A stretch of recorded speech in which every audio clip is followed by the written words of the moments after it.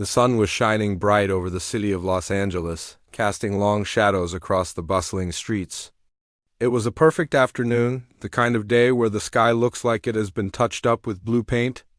Down on the corner of a very expensive block, there sat a car dealership that looked more like a museum than a place of business. The glass front was spotless, reflecting the palm trees outside and inside. The marble floors were so clean you could eat off them. This was a place where people came to buy machines that cost more than most houses. And the air inside smelled of rich coffee and new leather. Into this world of shiny metal and high prices walked a man who seemed to have taken a wrong turn. He didn't have a chauffeur. He didn't wear a suit that cost thousands of dollars. Instead, he wore a simple, well-worn leather jacket, a t-shirt that looked like it had seen better days, and a pair of boots that were scuffed from years of walking. On his head he wore a baseball cap pulled down low, shading his eyes. This was Keanu Reeves. To the rest of the world, he was a massive movie star, a face recognized by billions. But here, walking quietly across the showroom floor, he was just a man hoping to look at some cars without being bothered. He moved with a calm energy, his hands tucked into his pockets, looking around with genuine interest. He wasn't there to take photos or sign autographs. He was just a human being who appreciated a nice engine and wanted to see what was new. He walked slowly past a row of bright red sports cars, his eyes scanning the details. He nodded slightly to himself, appreciating the design, but he didn't touch anything. He was polite, quiet, and trying his best to be invisible. It is a strange thing to be famous but lonely, and often the only way to find a moment of peace is to blend in and hope no one looks too closely. However, blending in is hard to do when you are in a place that judges people instantly by the price tags on their clothes. Standing near the back of the showroom, leaning against a desk with his arms crossed, was the sales manager. This was a man who prided himself on knowing exactly who was worth his time and who wasn't. He had a sharp look in his eyes, the kind of look that scans a person from head to toe, calculating their bank balance before they even say hello. When the manager saw the man in the worn leather jacket, he didn't see a movie star. He saw someone who looked a bit messy, a bit tired. He saw a cap that looked old and boots that weren't polished. In the manager's mind, the math was simple and cruel. No expensive suit meant no big commission. He decided right then that this visitor was just a dreamer, someone killing time before walking back to the bus stop. The atmosphere in the room was quiet, but it felt heavy. Other customers were there, couples dressed in their finest weekend outfits, and sales staff were swarming around them with cups of espresso and wide smiles. But near Keanu, the space was empty. It was like he was standing in a bubble that the staff didn't want to pop. He stood there for a long moment, looking at a sleek, dark gray car with a powerful engine, waiting for someone to acknowledge him. But the only person watching him was the manager, who was slowly making his way across the floor, not to help, but to intercept. The manager walked with a confident stride, his shoes clicking loudly on the marble, ready to dismiss the man who he thought was wasting his space. The calm afternoon was about to take a turn, all because a book was judged entirely by its cover. The manager walked across the showroom floor with a sense of purpose that was almost comical given the situation. He adjusted the cuffs of his expensive suit, making sure the gold links on his wrists caught the light just right. To him, the showroom was a stage, and he was the lead actor. But today he felt like he was dealing with someone who had wandered in from the wrong theater. As he closed the distance between them, his eyes narrowed, focusing not on the man's face, but on the frayed collar of his leather jacket and the scuff marks on his boots. In this world of high gloss and high price, those small details screamed louder than any words could. They screamed that this person did not belong. When the manager finally reached the side of the quiet visitor, he didn't offer a warm greeting. He didn't ask how the day was going or if he could get him a bottle of water. Instead, he leaned one elbow against the side of the sleek, dark gray sports car that the man was admiring, letting out a heavy, bored sigh that was clearly meant to be heard. It was a tactic he often used, a way to establish dominance right away, to let the customer know that he was the one in control and that his time was far too valuable to be wasted on looky-loose. "I'm going to stop you right there." "Pal," the manager said. his voice carrying that mix of false friendliness and sharp edges that salespeople use when they want you to leave politely. "I've been watching you walk around. You've got a good eye for the lines, I'll give you that. But this particular machine, it's a bit out of your weight class." He gestured vaguely at the price tag hanging in the window. A number with so many zeros it looked like a phone number. And then he let his eyes travel up and down the man's outfit one more time, just to drive the point home. The man in the cap didn't flinch. He didn't look offended or angry. He simply stood there, his posture relaxed, and turned his head slightly to look the manager in the eye. "I was just reading the specs on the engine," he said softly. His voice was calm, a deep baritone that sounded surprisingly grounded. "It says it has a dual-clutch transmission. I was wondering how it handles in stop-and-go traffic. I do a lot of driving in the city." The manager let out a short, sharp laugh, turning his head to see if any of the other salespeople were watching. He wanted them to see how he was handling this inconvenience. He loved these moments where he could play the bad guy, the gatekeeper, who kept the dreamers away from the serious inventory. Stop-and-go traffic. "Buddy, this car isn't made for traffic. It's made for the Autobahn. It's made for people who have a private airstrip waiting for them at home." He stepped closer, lowering his voice to a conspiratorial whisper that wasn't really a whisper at all. "Look, I don't want to embarrass you, but cars like this are for a specific type of buyer. The maintenance costs alone on this thing are more than most people's rent." The man in the cap nodded slowly, absorbing the insult without letting it touch him. It was a remarkable display of patience. Most people would have turned around and walked out right then, or perhaps raised their voice in defense of their dignity. But he just stood there, looking at the car with the same quiet interest. "I understand the costs," he replied, his tone remaining even. "I'm not worried about the maintenance. I'm just interested in the performance. The horsepower looks good, but I want to know if it feels heavy." The manager's smile faltered for a fraction of a second. He wasn't used to this. Usually, when he dropped a hint about money, people either got angry or slunk away in shame. This man was acting like he actually had a choice. It annoyed the manager. It felt like a challenge to his authority. He straightened up, puffing out his chest, deciding it was time to be more direct. The nice guy act wasn't working, so he switched tactics. He needed to make it clear that this conversation was over. "Listen," the manager said, dropping the friendly act entirely and letting his impatience show through. "We have a policy here about joyrides. We don't just let anyone sit behind the wheel of a $250,000 vehicle. You need to prove you can buy it before you can touch it. And frankly," he paused, looking at the man's worn-out boots again, shaking his head with a look of genuine pity. "Frankly, I think you'd be more comfortable at the used car lot down the street. They have some nice sedans. Maybe a 10-year-old Honda? That might be more in your budget. It fits the vibe you're going for." The air around them seemed to grow heavy. A few other customers nearby stopped talking and glanced over, sensing the tension. It was an awkward scene, a public humiliation orchestrated by a man who felt untouchable in his own castle. The manager didn't care. He felt he was doing everyone a favor by protecting the expensive car from someone who clearly couldn't appreciate it. "I'm not looking for a Honda," the man said simply. He reached into his jacket pocket. For a second, the manager tensed up, wondering if he was about to pull out a weapon, or maybe a wad of small bills to try and prove a point. But the man only pulled out a pair of sunglasses. He unfolded them slowly and put them on, shielding his eyes, which made it impossible for the manager to read him anymore. "I like this car. I think I'd like to buy it, but I'd like to speak to someone else." The manager scoffed, a loud, incredulous sound that echoed off the glass walls. "Buy it. That's rich. Look, I'm the senior manager here. If I say you can't buy it, you aren't buying it.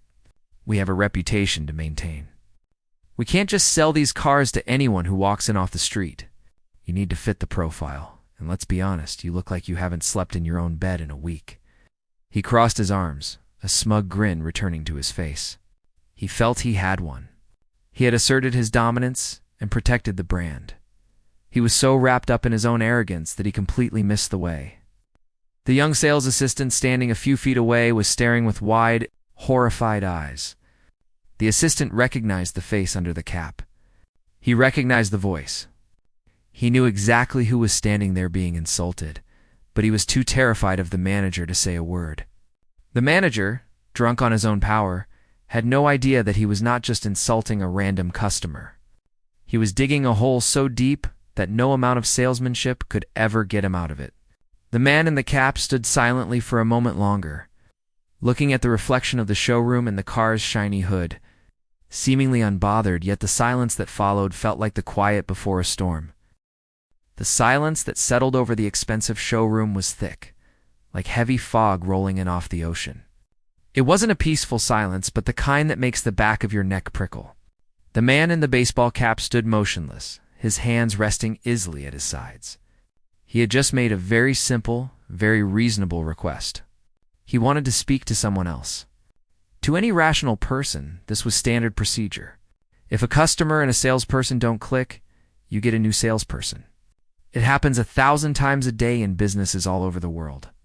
But the sales manager standing in front of him did not see a rational request. He saw a challenge to his kingdom. The manager's face, previously twisted in a smirk of superiority, began to darken. The color rose slowly from his neck, creeping up past his collar until his ears were burning a bright red.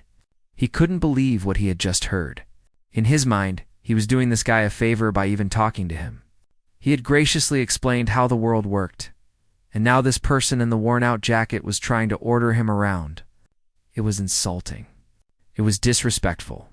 And most importantly to the manager, it was happening in front of other people, people with money, people whose respect the manager actually cared about. You want to speak to someone else? The manager repeated the words slowly, letting each syllable drip with disbelief and venom. He took a step forward, closing the small gap of personal space that still existed between them. The smell of his overpowering cologne mixed with the scent of the new leather seats, creating a feeling of suffocation in the air. You don't get to decide that. This is my floor. These are my cars. And you are a guest who is overstaying his welcome. The man in the cap didn't back away. He didn't cower or shrink under the manager's looming presence. He simply stood there, breathing calmly, his center of gravity low and balanced. It was a physical trait often seen in people who train martial arts or spend time doing stunts in unshakable rootedness. He looked up at the manager, his eyes unreadable behind the dark glasses, and spoke in a voice that was so level it only made the manager angrier. "I think we are done here," the visitor said quietly. "Please, step aside." That was the spark that ignited the fuel. The manager completely lost his cool. He wasn't acting anymore. He wasn't playing the role of the dismissive hyena salesman. The mask slipped, and underneath was a bully who was furious that his victim wasn't scared. He stepped directly into the man's path, blocking the exit, and poked a finger hard into the man's chest. It was an aggressive move, a physical violation that went far beyond rude. "Don't you tell me what to do," the manager hissed, his spit flying slightly as he spoke. "You walk in here looking like a bum, touching the merchandise, wasting my time, and now you think you can order me around? I don't think so. You know what I think? I think you're a fraud. I think you get off on coming into places like this, pretending you have money, just to see how far you can get. It's pathetic." Around the showroom, the other conversations had stopped completely. A wealthy couple looking at a convertible nearby froze, the husband holding his keys midair. The receptionist at the front desk lowered her phone, her eyes wide with alarm. Even the mechanics in the glass-walled service bay at the back had stopped working, and were peering through the grease and glass to see what was happening. Everyone sensed that the situation had spiraled out of control, but no one wanted to get involved. The manager was known for having a temper, and he held their paychecks in his hands. The manager, fueled by the adrenaline of his own anger, decided to go for the kill shot. He wanted to humiliate this man so thoroughly that he would run out of the building and never come back. He took a step closer, his face inches away from the visitor's face. He looked the man up and down one last time, and a cruel idea formed in his head. He remembered seeing a face that looked vaguely familiar, but he couldn't place it. He decided to mock it. "And another thing," the manager sneered, his voice loud enough for the entire room to hear. "Take off the sunglasses. What are you hiding? And drop the whole tough guy routine." You're standing there all quiet, like you're in a movie or something. Is that your act? You think you're some kind of action hero? He let out a harsh, barking laugh. Let me tell you something, pal. In the real world, guys like you don't drive cars like this. Guys like you serve guys like me coffee, so drop the act. It's not convincing. You look like a bad extra who wandered off the set. It was a low blow, a nasty comment meant to cut deep. He was attacking the man's identity, his dignity, and his very presence. The manager fully expected the man to finally snap, to yell back, or perhaps to get upset and rush for the door in tears. That was how these encounters usually went. Bullies expect fear, but the visitor did none of those things. He didn't yell. He didn't cry. And he certainly didn't rush away. Instead, the man in the cap reached up slowly and removed his sunglasses. He folded them carefully and placed them in his jacket pocket. Then, for the first time, he looked directly at the manager without any barrier. The expression on his face was not one of anger, but of profound disappointment. It was the look a parent gives a child who has just been cruel to an animal. It was a look that cut deeper than any insult ever could. I am not acting, the man said. His voice was quiet, but it carried a strange weight in the room. It was a voice that millions of people knew, a voice that had narrated epic battles and tender love scenes. But here it was just a man speaking the truth, and I am not trying to be anyone. I am just a person who asked to buy a car. The manager hesitated for a split second. For a brief moment, a flash of recognition sparked in his brain. He had seen that face before. He had seen that nose, that chin, that specific way of standing. But he pushed the thought away. His ego was too big to allow for the possibility that he had made a mistake. He was too invested in being the winner of this argument. I don't care who you are, the manager spat, though his voice wavered just a fraction.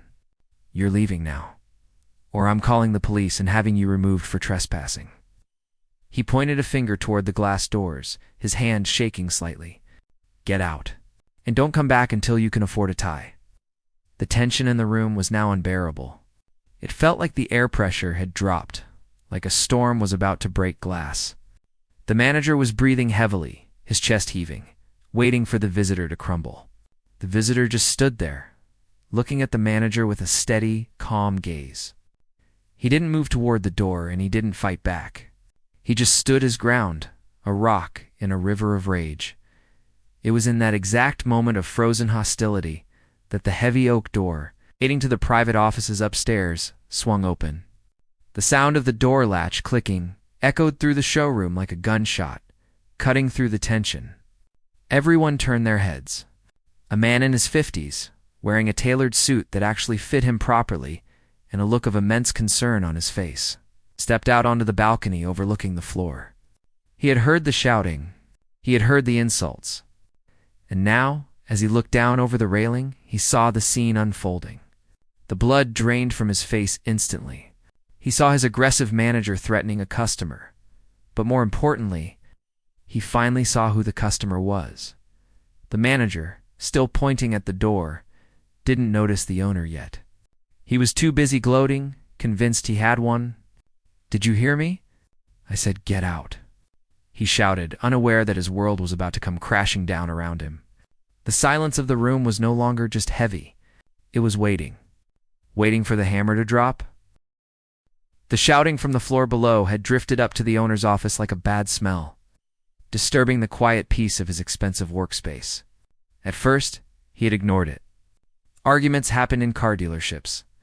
It was the nature of the business. People wanted discounts, salespeople wanted commissions, and sometimes voices were raised. But as the noise continued, the owner felt a prick of irritation. He stood up from his mahogany desk, walked to the balcony railing that overlooked the showroom floor, and looked down to see what the commotion was about. What he saw made his stomach drop.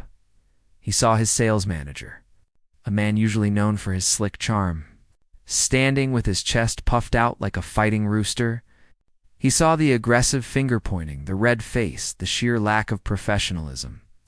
And then he saw the person the manager was screaming at. It was just a man in a leather jacket, standing perfectly still. The owner couldn't see the customer's face clearly because of the cap, But something about the way the man stood still, grounded, unafraid, struck a chord. It looked familiar then. The manager did something unforgivable. He poked the customer in the chest. It was a physical assault, plain and simple. The owner's eyes widened in shock. That was it. He didn't care who the customer was. You don't put your hands on people.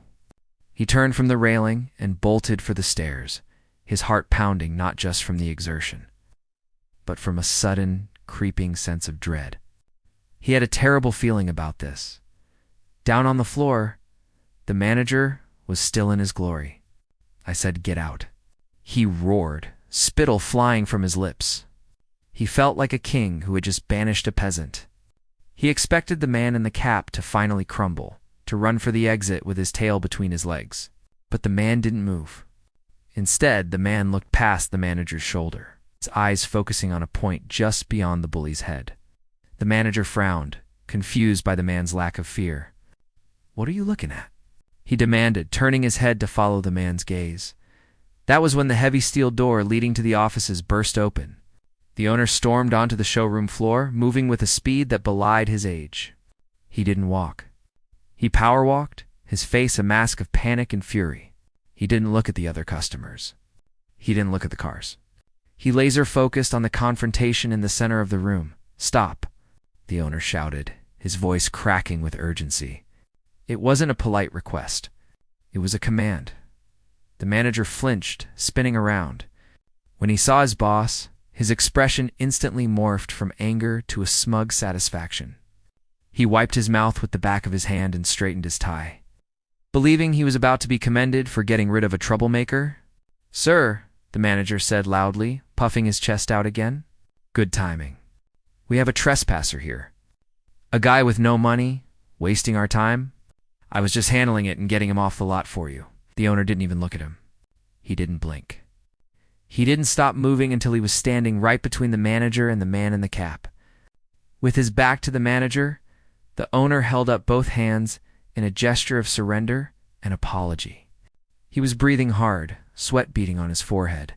"Mr. Reeves," the owner said, his voice trembling slightly, "I am so incredibly sorry. Please, forgive this unacceptable behavior." The name hung in the air like a thunderclap. For a second, there was total, absolute silence in the showroom. It was as if someone had pressed the mute button on the world. The air conditioning seemed to stop humming. The cars outside on the street disappeared. All that existed was that name. The manager froze. His smirk was still plastered on his face, but his eyes had gone wide and glassy. His brain refused to process the words he had just heard. "Reeves?" he thought. Asterisk, who is Reeves?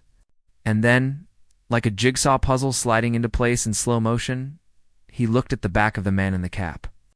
He looked at the hair sticking out from the back. He looked at the shape of the shoulders. He replayed the voice he had been mocking in his head, the deep, calm cadence that he had made fun of as an act. The blood drained from the manager's face so fast it felt like his feet went cold. He recognized the profile now. He recognized the quiet, humble dignity that he had just trampled all over. The realization hit him with the force of a physical blow. He hadn't just insulted a random customer. He hadn't just bullied a poor guy. He had spent the last 20 minutes humiliating Keanu Reeves, a man who was not only a global icon but also, as the owner knew well, a genuinely good human being who did not deserve this. The owner, still ignoring his trembling employee, took a step closer to the movie star. "I take full responsibility," the owner stammered. "This is not what this dealership represents. I promise you, I will handle this personally. Please, don't leave." Keanu Reeves looked at the owner. He slowly exhaled, a long breath that seemed to release all the tension in his shoulders. He didn't look angry. He didn't look like he wanted to sue. He just looked tired. He reached up and adjusted his cap, shifting his weight from one foot to the other. "I just wanted to see the car," Keanu said softly. The sound of that voice, which so many people knew from movies, was strange to hear in such a mundane, real-life setting. "I didn't ask for much. I just wanted to be treated like a person." Behind him, the manager made a small, choked noise. "Keanu," he whispered. It was barely a sound, more of a squeak. The world was spinning around him. He looked at the $250,000 car he had guarded so fiercely. And then he looked at the man he had said couldn't afford it. The irony was suffocating. This man could probably buy the entire dealership with the loose change in his couch cushions. The owner slowly turned around. The transformation in his demeanor was terrifying to watch.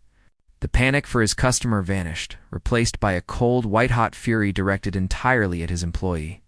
The owner's face turned a shade of purple that matched the expensive sports car nearby. "You," the owner said, pointing a finger at the manager.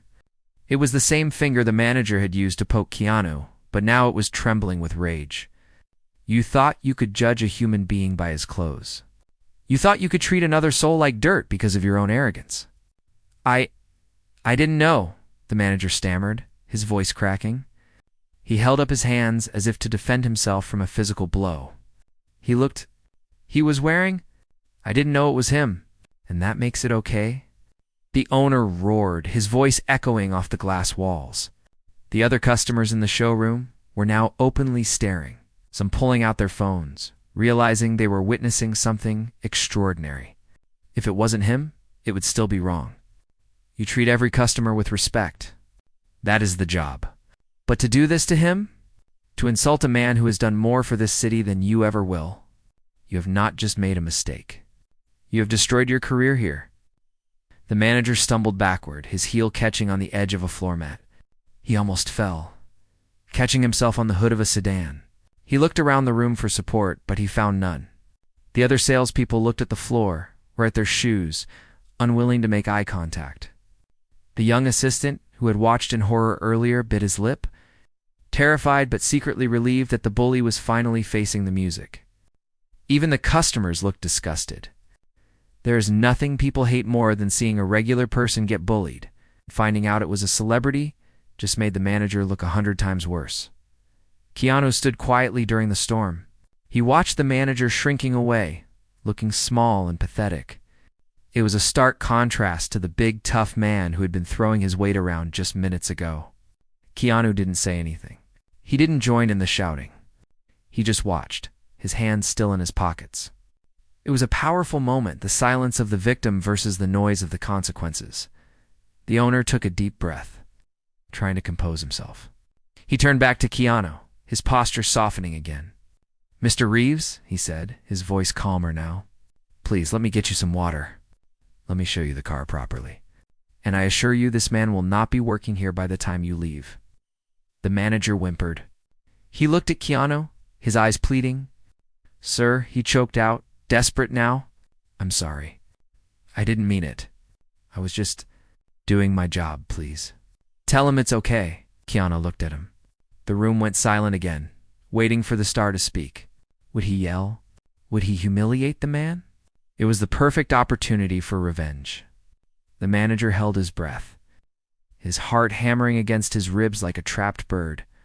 But Keanu just shook his head slowly, a sad expression on his face. "You weren't doing your job," Keanu said gently. "You were being cruel, and that is never okay." The silence that followed Keanu's quiet statement seemed to suck all the oxygen out of the massive showroom.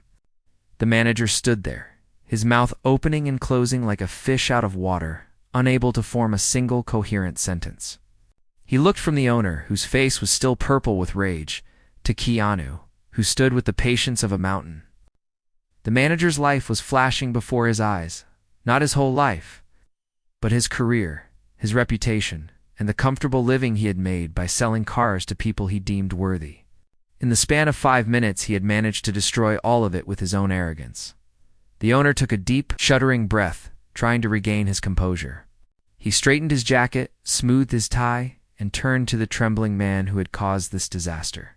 "You," the owner said, his voice low and dangerous, "don't say another word. Not one word. Go to your office, clear out your desk, and get out. You are fired. I will be reviewing the security footage, and if I find you have treated anyone else this way, you will hear from my lawyers. Get out of my sight." The manager didn't argue. He didn't try to bargain.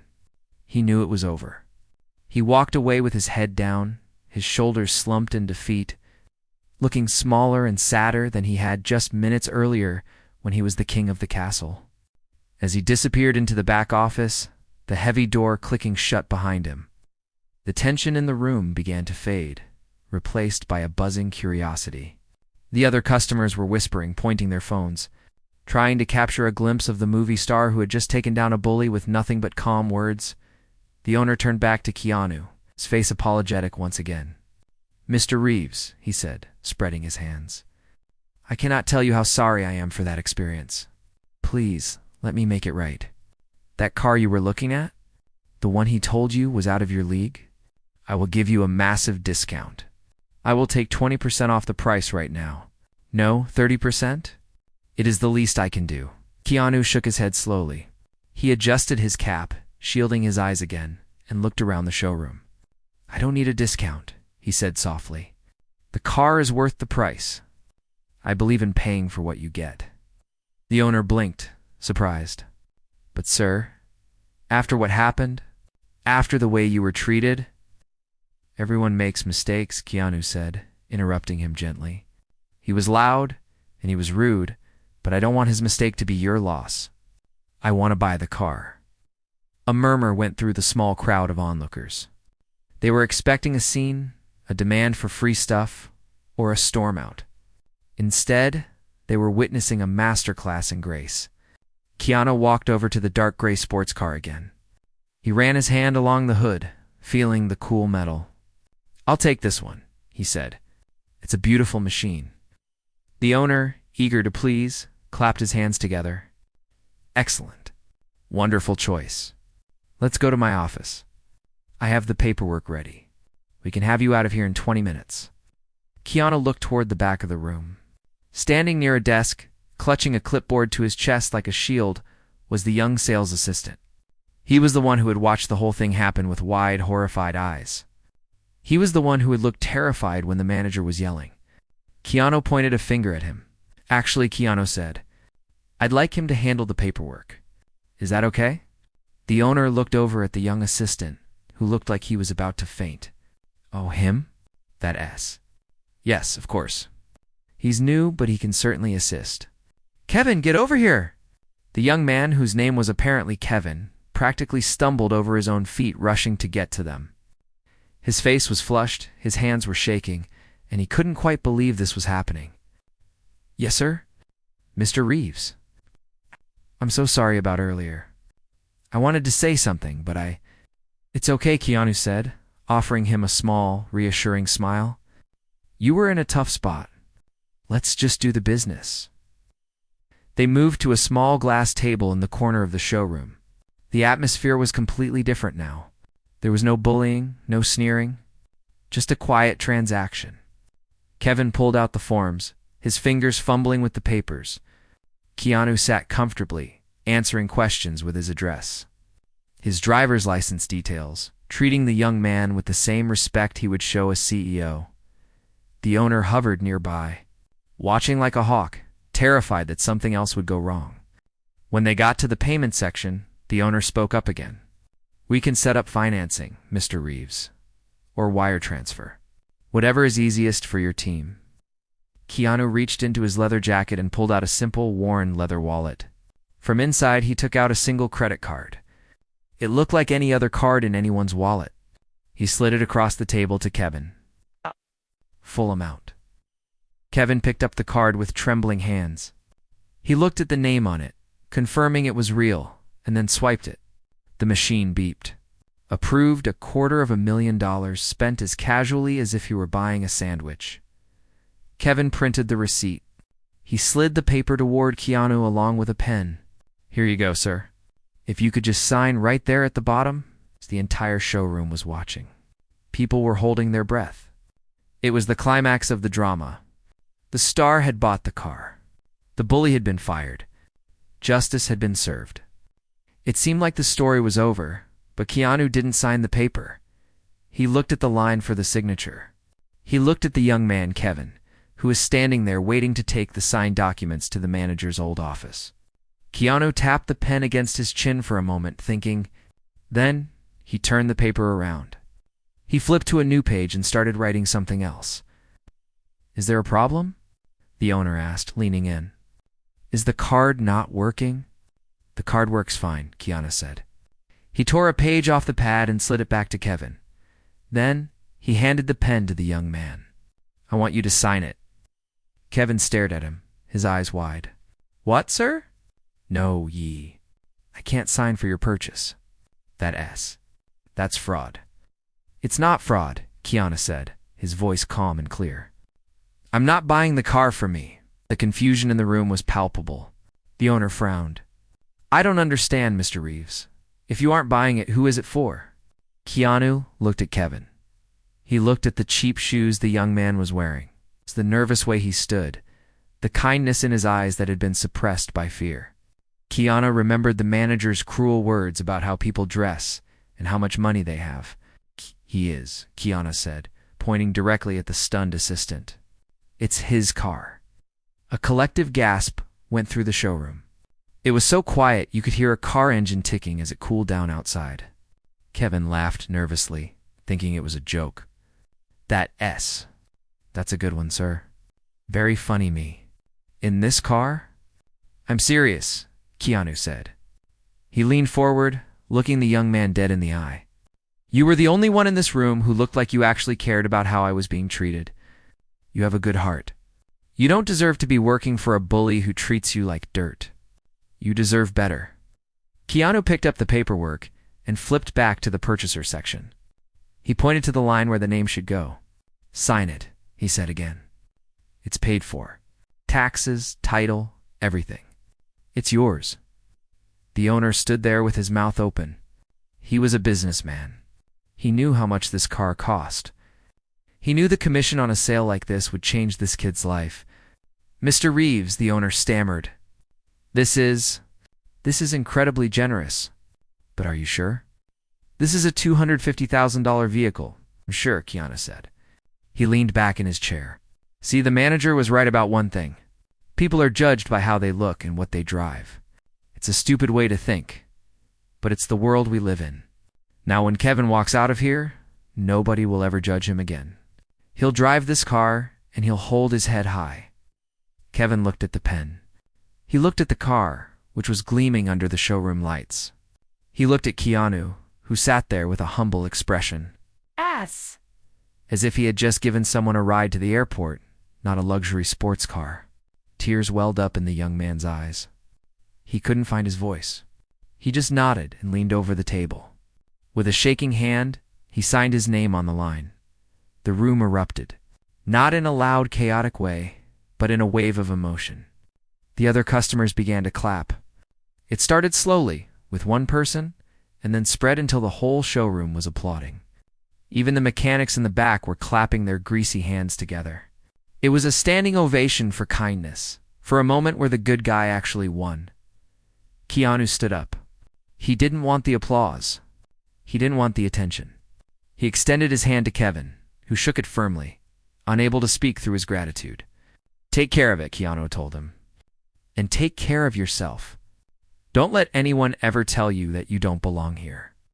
I won't, Kevin choked out. Thank you. Thank you so much. Keanu nodded to the owner, a silent signal that the business was concluded. He turned and began to walk toward the glass doors of the dealership. He didn't take the keys. He didn't look at the car he had just bought.